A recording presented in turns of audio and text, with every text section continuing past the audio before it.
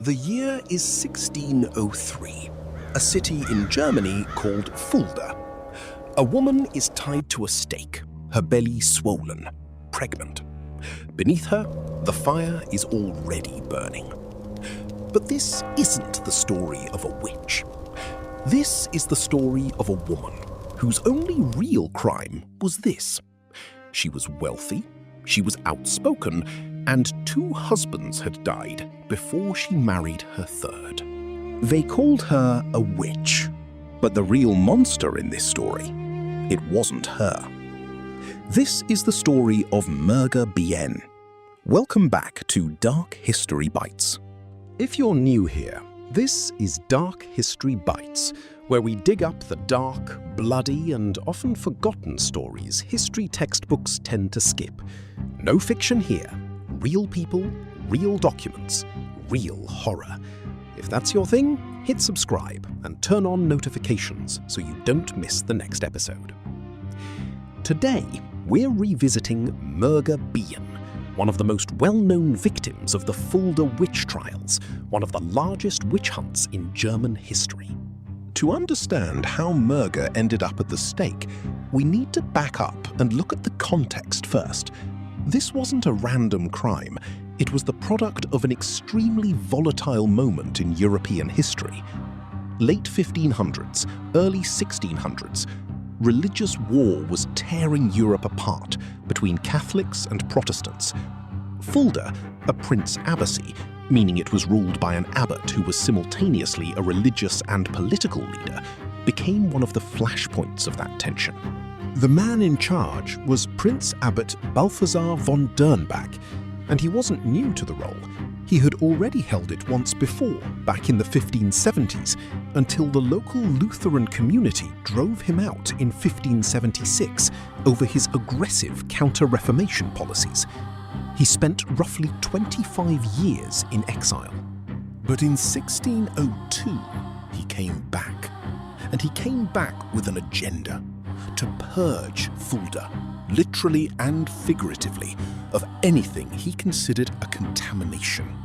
Crypto-Protestants, anyone he deemed a heretic, and so-called witches. In March 1603, he formally ordered an investigation into witchcraft across the entire city. Over the next 3 years, 1603 to 1606, more than 250 people would be put to death. It became one of the largest witch trials in Europe, alongside the infamous cases in Trier, Würzburg, and Bamberg. Merga Bien had no idea yet, but she was about to be pulled into it. Merga was born in the late 1560s in the city of Fulda itself. And if you look at her life before 1603, she doesn't match the typical profile we tend to imagine when we hear the word witch.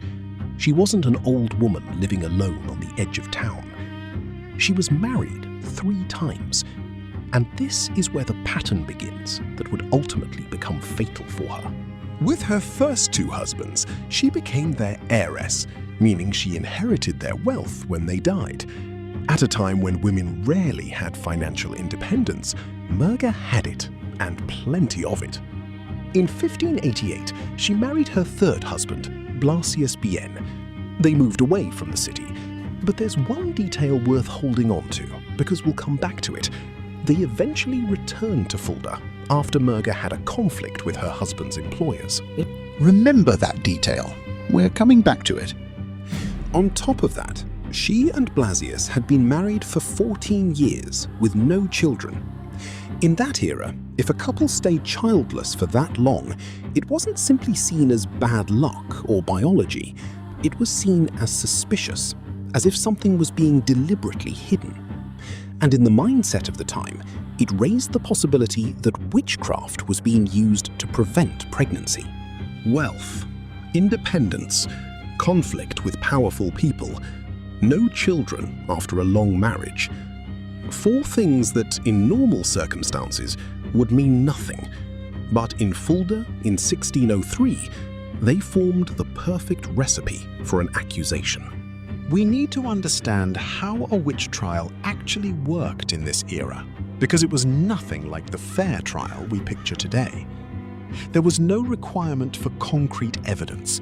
An accusation alone from a neighbor, a rival, anyone with a grudge or a reason to be envious was enough to launch an investigation.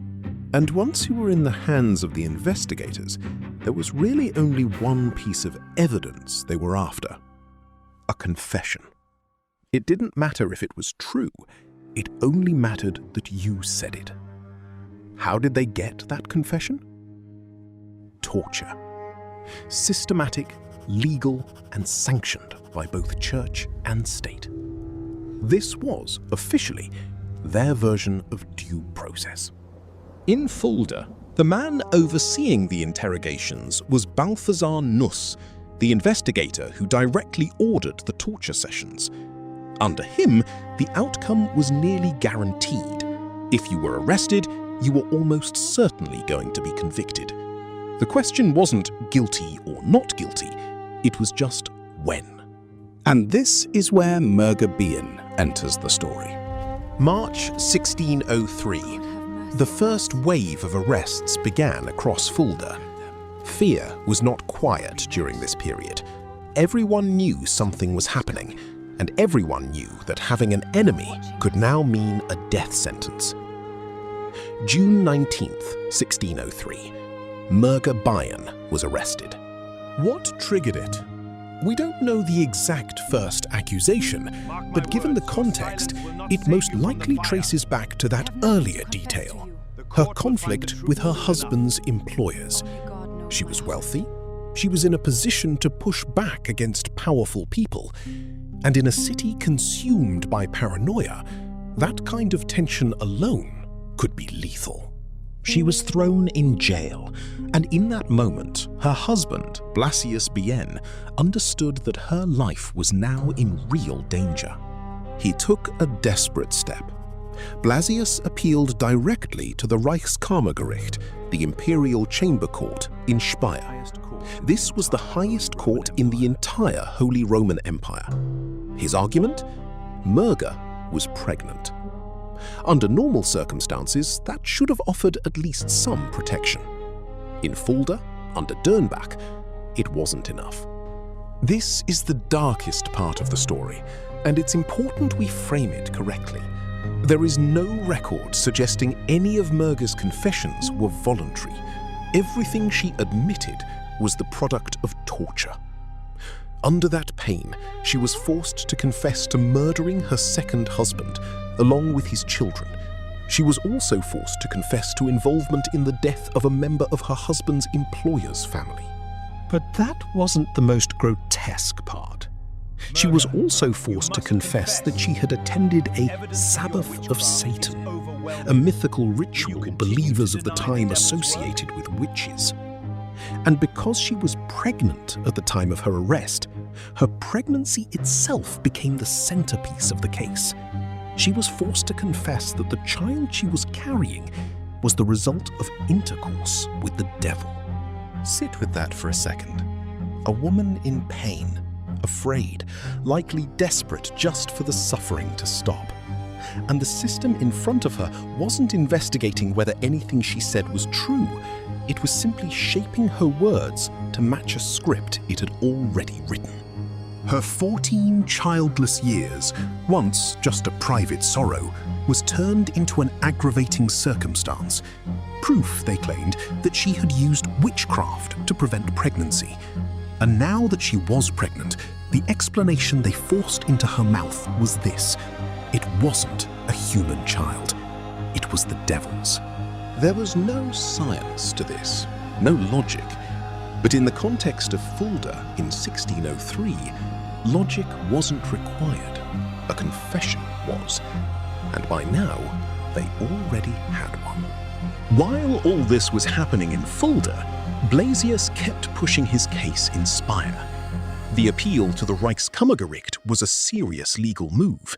Taking your case to the highest court in the empire wasn't easy, and it meant there was still at least some hope of saving her. But the reality was brutal. The local authorities in Fulda, particularly Dernbach and his investigators, had little regard for outside intervention. The witch-hunting machine they had built was running on its own momentum, and by this point, the case had already gone too far to be reversed. The confession was already in their hands, and under the legal logic of the time, even one extracted through torture, a confession was a confession. That was enough for a verdict. Autumn 1603. Merga Bien was found guilty of witchcraft, and the sentence, like most in the German witch trials of this period, was death by fire, burned alive at the stake. She was pregnant when she died.